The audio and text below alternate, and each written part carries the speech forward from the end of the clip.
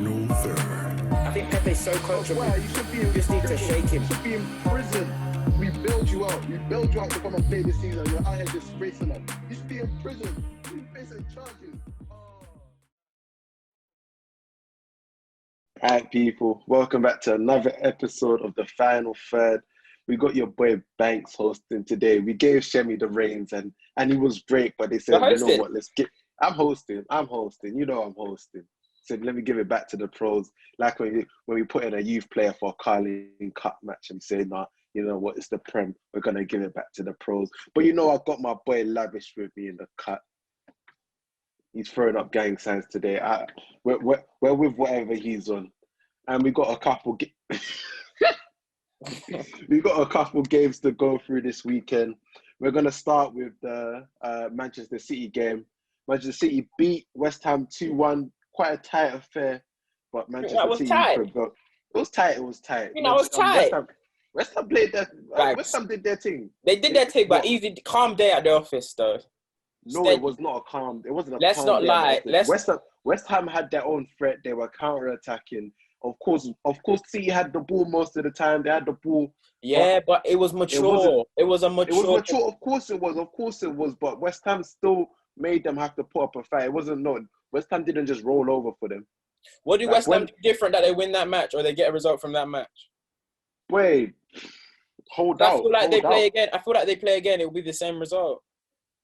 But are you saying that when it went 1-1, you're saying that wasn't a fair at that point in the match? It was. I said it was fair. It was fair. 1-1 was fair at that point. Considering both centre backs were the ones to get them out of the sticks, to get them out to win the game, it makes it a lot tighter than it looks. And the affair was tight, but it just seems so comfortable with City. Maybe I'm spoiled because of the form City's on right now. So it looks like even if they win, no matter what, it just looks like they were in cruise control. But for times in the match, they were a bit rocky. And obviously, that's what I'm saying. The attack wasn't. They weren't flowing. It wasn't no flowing football this time. But we know with City, like when you look at it after the fact, 2-1 at home, you can say, yeah, they just got the job done. But it wasn't an easy match for them. It wasn't as straightforward as that with Antonio and Pablo Fornals, man. Bro, I know you've got hate for this guy, and I understand. Like, just makes the wrong, or he just takes so long to make the right decision that it's no longer the right decision. He holds on for way too long, and then he makes the wrong decision. Like, it's supposed to be Spanish, I swear. I swear you guys got tech. Like, what's going on? What's going on? And then for me, I just want to quickly touch on how stacked City is, considering they rested a lot of informed players and people on the pitch was still box office. So I think Aguero played. I think Aguero started. KDB. The midfield consists of KDB, Fernandinho, and Gundogan. Then Foden's on the bench. Sorry, let me just break it in. Fernandinho at 35 years of age is still. Yeah. You know what it means to have a defensive midfielder like Fernandinho at 35 years old, still performing like that. Doesn't tire. Oh, man. And then the bench is still stacked because they played Fernan Torres and I think, was it Mahrez? I'm not too sure. Fernan Torres and Bernardo. Who was it? Bernardo? No, it wasn't Bernardo. I'm not too sure, but either or, if the other one was playing, the other one wasn't on the bench. The other one was on the bench. So it was a stacked team. It was a very stacked team. I don't even think Cancelo played. He didn't. So it was Walker and then Zinchenko at fullback. That's what I'm saying. So the team's just stacked. And you're just thinking, when am I going to catch a break? Because if the game goes left, you see got Sterling and these lot coming on. So for West Ham, they put up a very good fight. And I would be proud if I was obviously, you still lost at the end of the day, but you'd be proud of that performance against the way City's going. Because Arsenal, they went to the carpet and they bopped at Arsenal. That was a mature performance. Let me give West Ham the credit to say they showed up. And if anything shows that they want to be in this top four, I'll use that game as a yardstick. We should use that game as a yardstick because that's City. They played like that, and they didn't go down. And they made it tight. Yeah, they made it tight. Credit to David Moyes, man. Give him his flowers, man. Word. We give him his flowers. We give him his roses.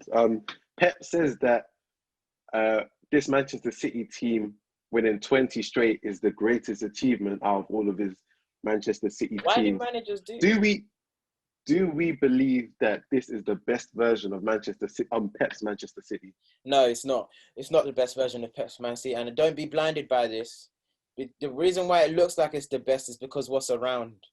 the drop off between Man City and what is supposed to be the closest, current champions and the challengers to City's push now is Liverpool, and the drop off is stark.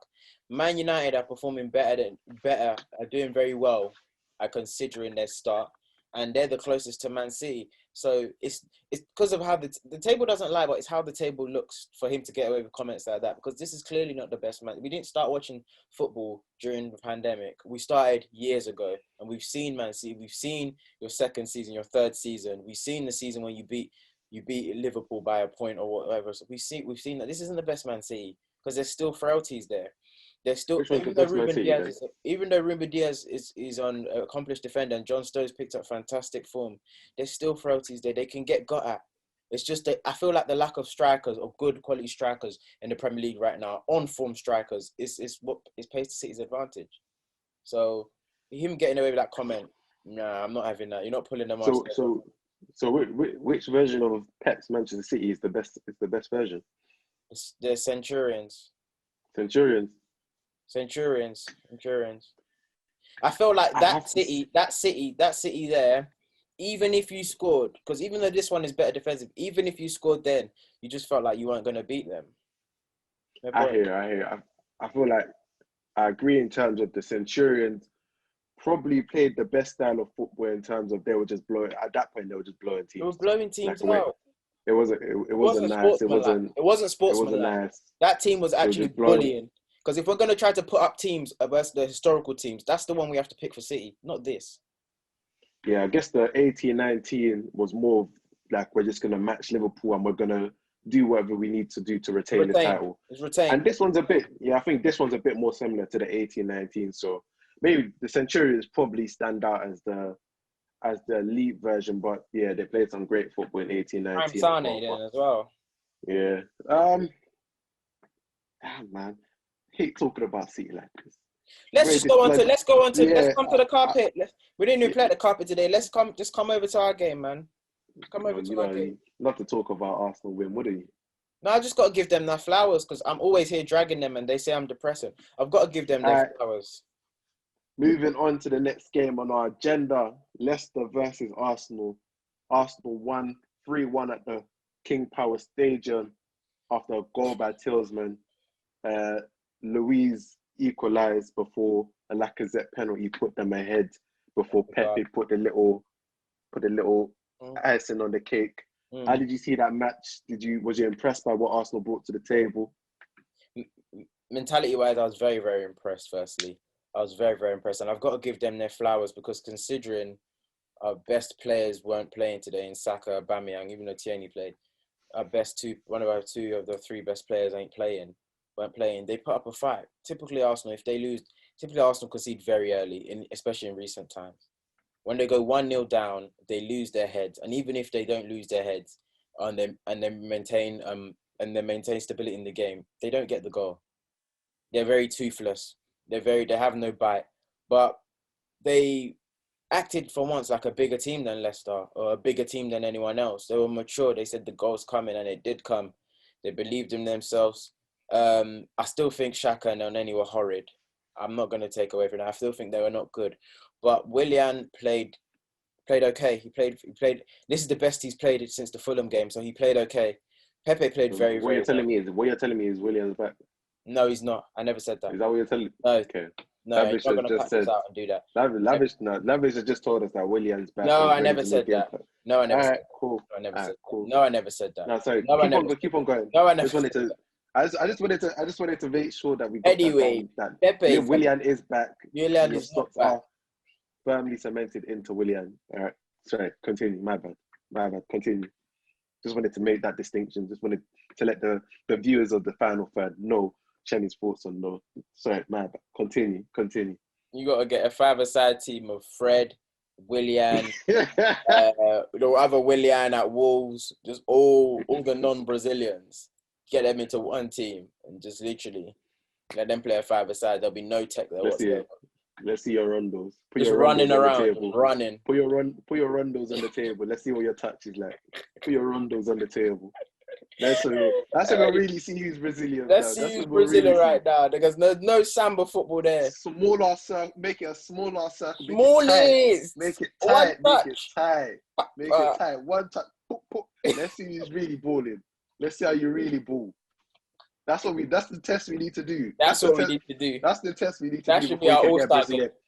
That's before you can get Brazilian cap. That's what you need to do. Let's see your That's the Rondos. Brazilian deviation. Put your Rondos on the table. Pepe. Yeah.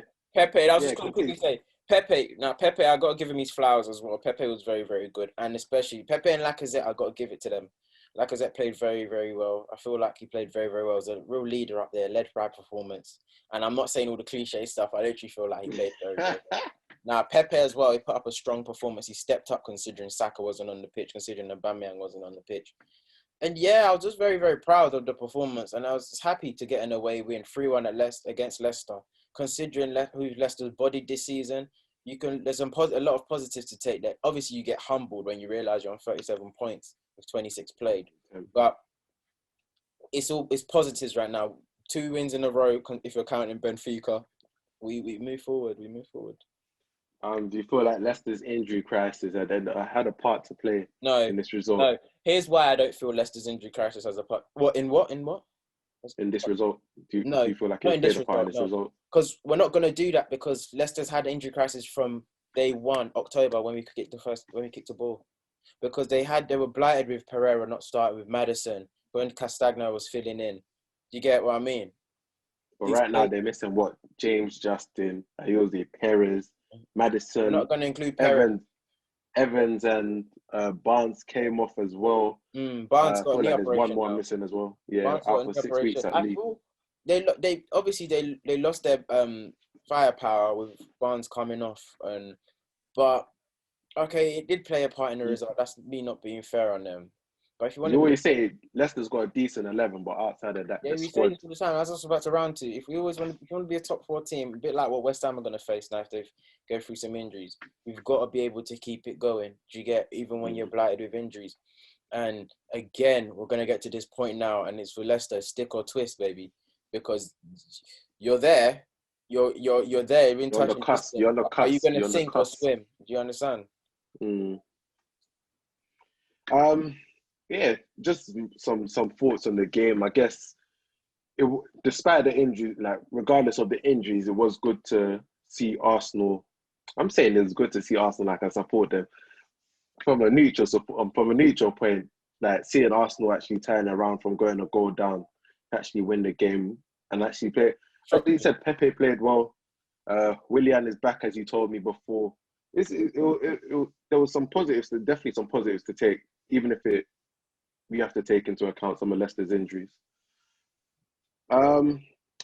Moving on to what's supposed to be the big game of the weekend. Just before you ask your question, did you know like it wasn't going to be? No, literally, I was speaking in the P4 party. I actually told them no, like draw no. It was literally what it was going to be. Because let me introduce the game first. Obviously, unless you haven't watched it, Chelsea faced off against Manchester United at Stamford Bridge. The game ended in a 0-0 draw. Just thinking about the game, we're looking at 2 coaches that, watching the game, you could tell they were more scared to lose rather than wanting to win, daring to win.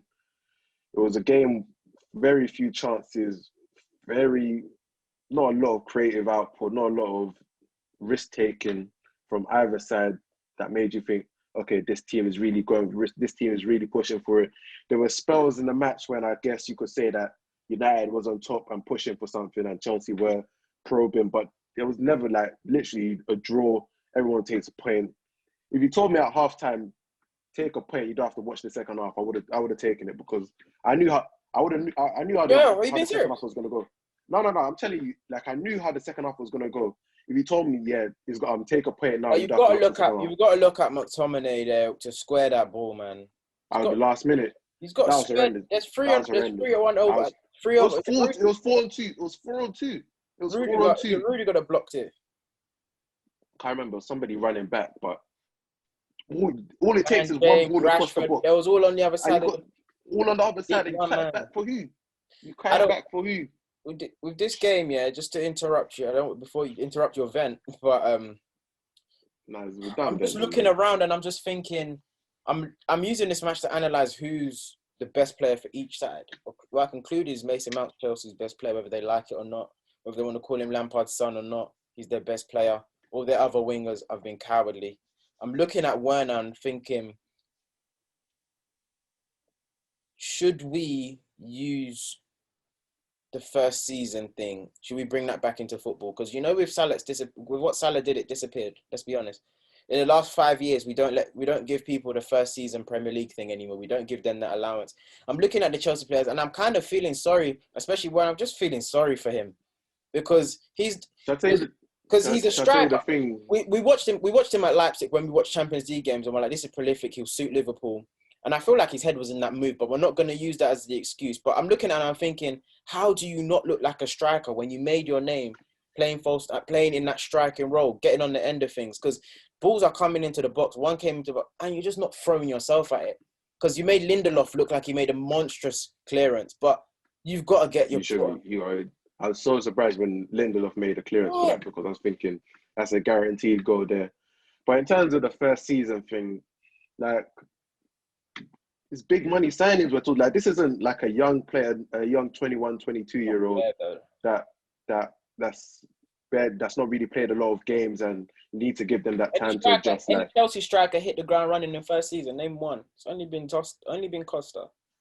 That's not the point, though. Like, we're talking about a big money signing. Like, these are all big money signings. Chelsea strikers are big money signings. When we say these players haven't hit the ground running, they're supposed to, though. They're supposed. Like, how many of those strikers have not made the fast start and then actually went on to have a good career at Chelsea? Not many. That's literally one. But he's the greatest striker. So you're telling me Werner, you're comparing Werner's strengths to you think we can get something similar? No. They play nothing alike. Even if we're looking at the goals scored, goals recorded when we're talking about Drogba will give you the performance, but maybe he wouldn't give you the goals. But you can see what he'd bring to the Chelsea table. Werner, go and get Drogba's highlights of that first season. It was very, very shaky. It was very, very shaky. And go watch Premier League years. Go back and watch it. But they've gone through Werner's bread and butter. That's like running in. We're not seeing you even make the runs no more. That's the thing. We're not seeing you make the runs. From the left, he plays well from the left. Ever since that Newcastle game, he played well. A couple games back. Tuchel's third or fourth game. Today, but it's Newcastle. Yeah, at the end of the day, there's a Newcastle tax there. But with Chelsea, and I don't want to use this for Chelsea to give them an excuse because the fans were quite critical of Pepe and the 70 million transfer. Just let's give them the first season tax, man. Especially Chelsea with all their history, Chelsea, with the Shevchenkos and the Torres. Only Costa hit the ground running. So let's just first of all. So you're telling me if Chelsea have the chance to sign Haaland in the summer, but you have to give up. They have to give up Werner. Do you think they're doing that? But Haaland's generational.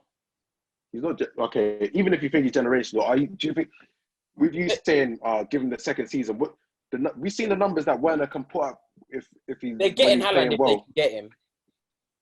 Okay, that's all I wanted to know. That's all I wanted to know because you're saying it as if his second season it could if his second season. I say let's just wait. Let's just be patient. Let's just leave. I'm gonna be patient. Before we put a light. Eye test is the most important thing. Like even if you don't want to look at the goals, his performances ain't told you that next season he could do something different. That's the thing. That's the thing. His performances. But coach after coach and Tuchel, let's give him some time. Let's give him a pre-season to coach them into position. That's why I'm just gonna leave Havertz to be boiling on the bench, just be cooking over there until it's time. Last season, we saw United actually perform pretty well in some of the big games. They did the double over City. They three-peated Lamps. Three-peated Lampard. Same results against Spurs. No, against Arsenal. Spurs, we drew at their bit and then beat them at Old Trafford. We got them. This season, 2-1 at Old Trafford. Yeah. This season has been a completely different story. United's failed to win a big six game. Drew and then they've lost to Tottenham at home. They lost to Arsenal at home. Away. And Arsenal away. No, Arsenal away we drew. You lost at Emirates. Oh no, you drew at Emirates. You drew at Emirates. You lost at Stamford. Sorry. So the question I want to ask is, why do you think we United have failed to perform well in some of these big games? I'm not gonna put it down to Ollie's tactics because it's not just that.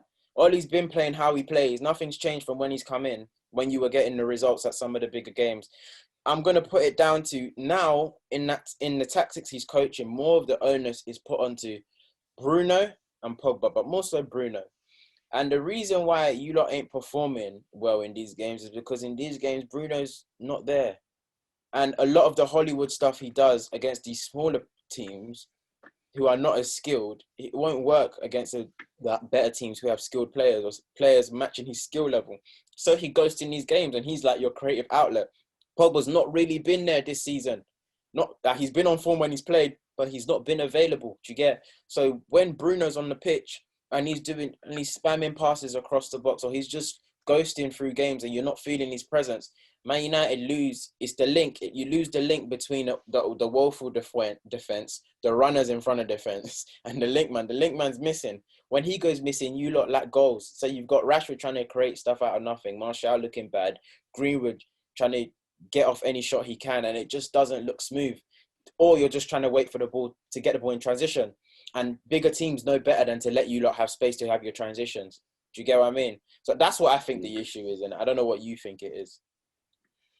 I look back to the first big game that we had this season, the 6-1 loss against Spurs, and I genuinely feel like now is it like when we talk about Ole being scared, is just like he's genuinely like. Oh, you feel so? It's got PTSD. I think it's a bit of PTSD from the big games now. Like he comes into these games and he's not trying to lose it no more. Like he's literally banking. I think back to Chelsea at home, Manchester City at home, Arsenal at home and away. Like both games we could have easily drew 0-0. If it wasn't for a stupid penalty we given away, it would have been a 0-0 draw. But all of these games, like we set ourselves up where even if we don't score ourselves, we're trying our best not to concede. It's genuinely like I'm watching you face these teams and I'm thinking if you go for it, you can get the win.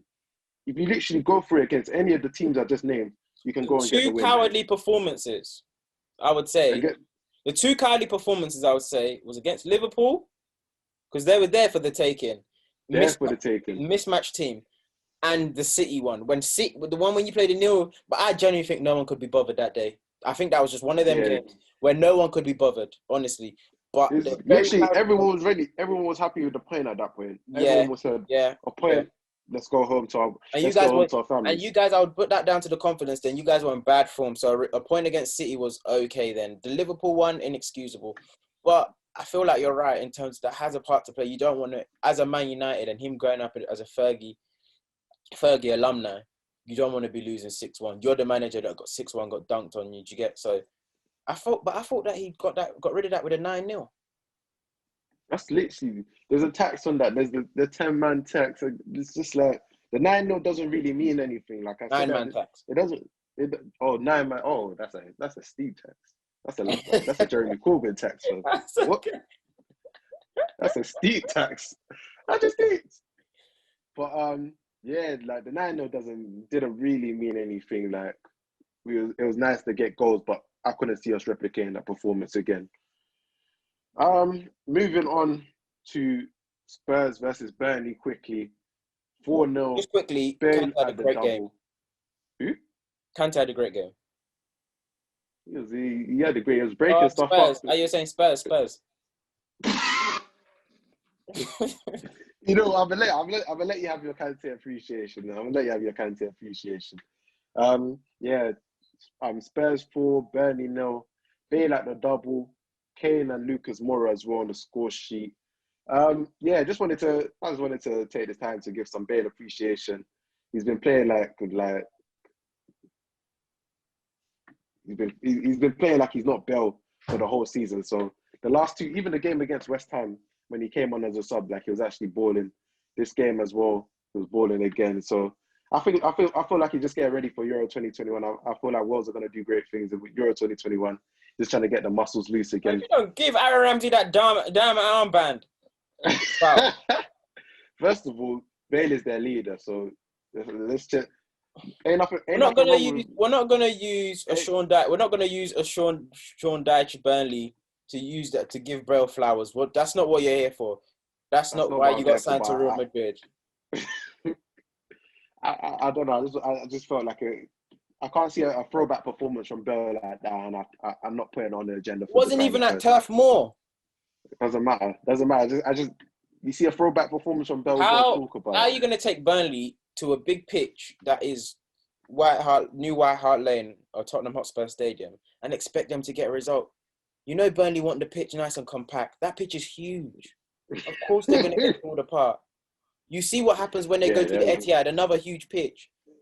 they were getting pulled. Emirates, they rarely get a point, but we're just not consistent. You see what happens when they go to big pitches. Please, please, please, please. Of course, look how much space Gareth Bale had to ping the ball to Kane. Hey, what? That was moving Big like a pitch. quarterback. It's a big pitch tax.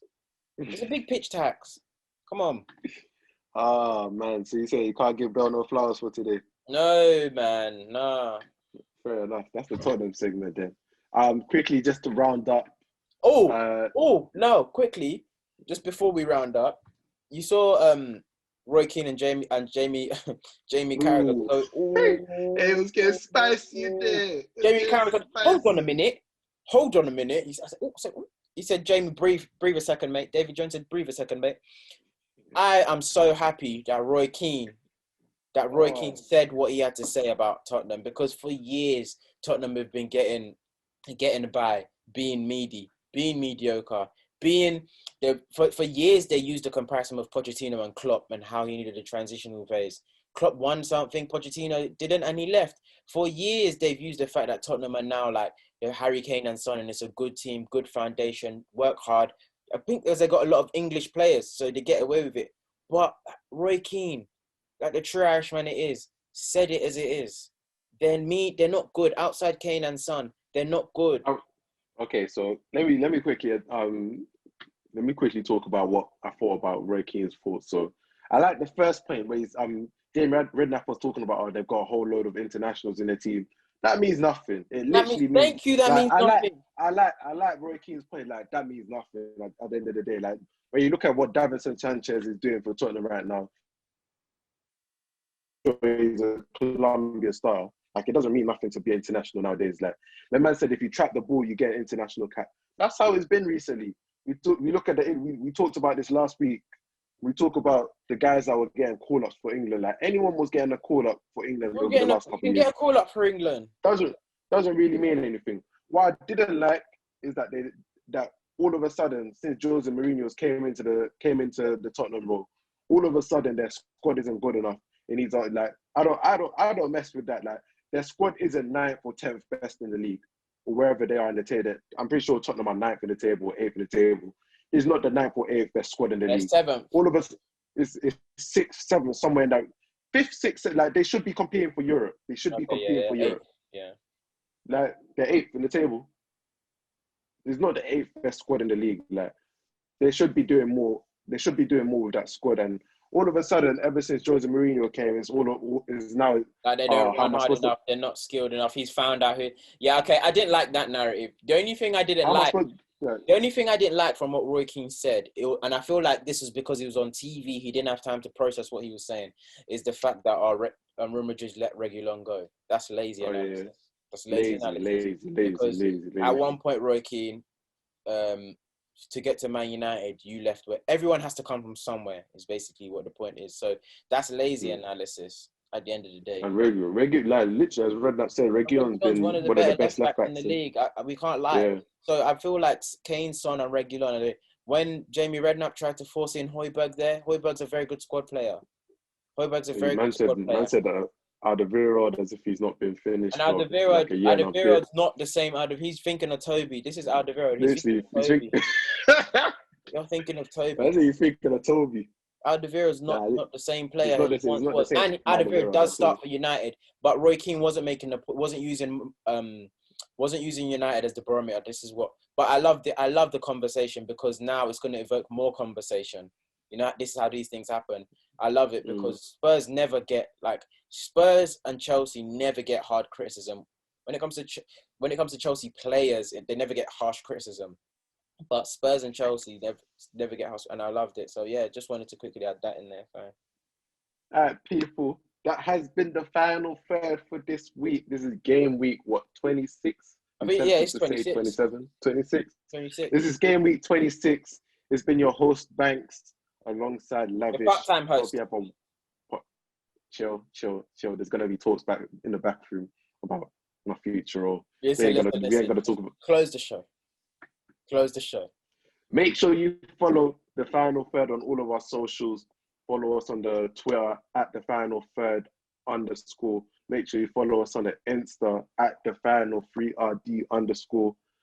Make sure you tune into NigerFM.com to listen to us on the radio every Saturday, 12 to 2 p.m. Baby. And make sure you hit the like and the subscribe button on the road to 300 subscribers. Come on. 289, I believe. Make sure you hit that subscribe button. It's been the Final Third. Have a great week. Goodbye.